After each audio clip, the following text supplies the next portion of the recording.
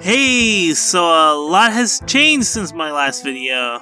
Haha, yeah, a lot has changed, hasn't it? So one, fuck YouTube. I re-scripted this video like 6 times because I just really don't want to fucking talk about work. It's fine, paychecks are fine. And I really don't want to speak of the looming threat. And 2, fuck everyone who doesn't appreciate my obsession with itch.io indie games, because I'm doing itch.io indie game showcases again, for my sake and for yours, because if I made a video on any other topical topic right now, I would rip out my brainstem halfway through production. Anywho, you get the point. You're likely stuck at home, I'm stuck in living hell, and hey, I think this will be fun for both of us. See, I got 3 itch.io game presents here, all based on a theme. This episode's theme is quarantine life. You call me an easily exploitable little bitch, but I don't believe in calling a game good or bad.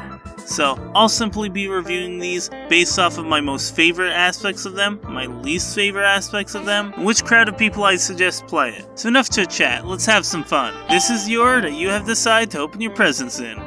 Now this is a good one to start with. Alright, so I used to do live streams of myself playing these kind of games back before January. And the last one I played on stream on New Year's was this one, which, considering the story is based around you and your relationship to a being representative of a pandemic that has killed off most of humanity, let's just say it makes the themes of psychological horror even darker, considering the context of today. The one thing that always stands out to me whenever I play this is its beautiful art. It gives me a real scratchy Tim Burton Sarpy on paper vibe. I'd honestly love to see this game and its world expanded on, just to see more of this aesthetic.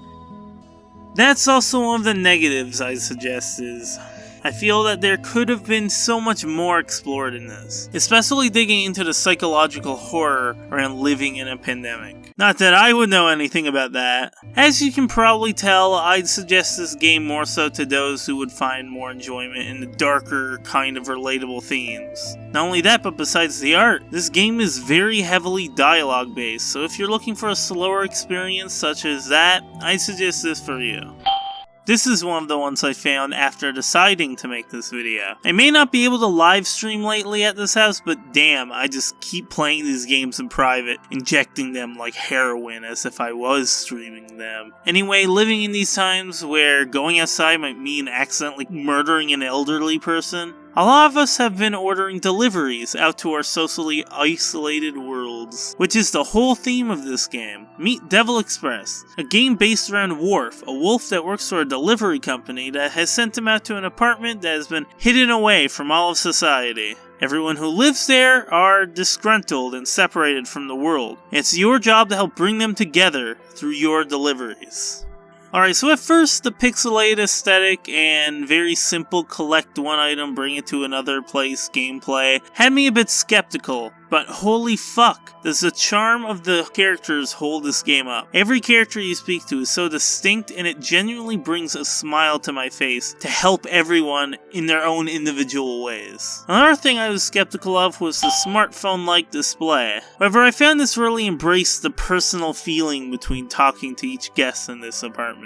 I can't really think of any major things that stick out to me as negatives for this game besides maybe how tedious it can be sometimes, especially on playthroughs after the first. However, as I said earlier, the charm heavily outweighs a lot of that for me.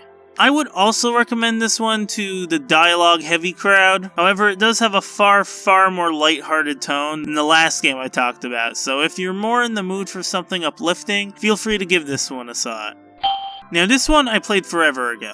Like summer last year. Hell, it was one of the last games I talked about before I completely overhauled my creative process. The reason why I include it under this theme is because it takes on a lot of topics related to loneliness and mental illness that I find are very prevalent during these times, and that I find myself going back to a lot during this period. My most favorite aspects of this one include the fact that it's surprisingly similar in vein to games such as Antichamber. It truly takes itself being a psychological horror to the next level, all while remaining surprisingly uplifting and non-serious in a way that really shows that the people behind it have a real understanding and care in terms of balancing a good message and instilling feelings of fear. Oh, another plus I'd have to say, are all these odd little red herrings left around that can really blur the line of what's going on and really put it all up to interpretation, such as that bloody hand paper on the kitchen table. Explain this, we need answers. Oh, and the loving messages from their mother hit my unnurtured heart just right. Why am I crying? Not many complaints here either, besides maybe some areas. Specifically the segment with the 4 doors being a little confusing and stumping me on some playthroughs. Besides that, I'd say this game doesn't overstay its welcome, and despite its coat of paint, does a very, very good job at both remaining uneasy while also remaining uplifting. If you've ever played and enjoyed the mind-melting Antichamber, or enjoy the stories of Stanley Parable or Beginner's Guide, then I'd 100% suggest that you give this one a shot. So hey, we all may be living in some fucked up fantasy land of hell, but I hope that these recommendations have at least given you something to do among these difficult times. I sure as fuck know it's giving me something to do. But hey, if none of these games are your fit, I have a whole recommendation list I'll include in the description. I bet there'll be at least one in there that you'll really enjoy. If you get inspired, maybe suggest a theme for next video's set of games. Anywho, I am blazed as fuck right now and I need to lay down for a second. Special thanks to Blue Neon and the rest of my patrons for supporting this video. Hey, so itch.io games have become my green Simpsons, so get used to it, people. I need these games to give me life. You all just don't understand me. Please just let me play my funny little indie games. This is a genuine crying for help.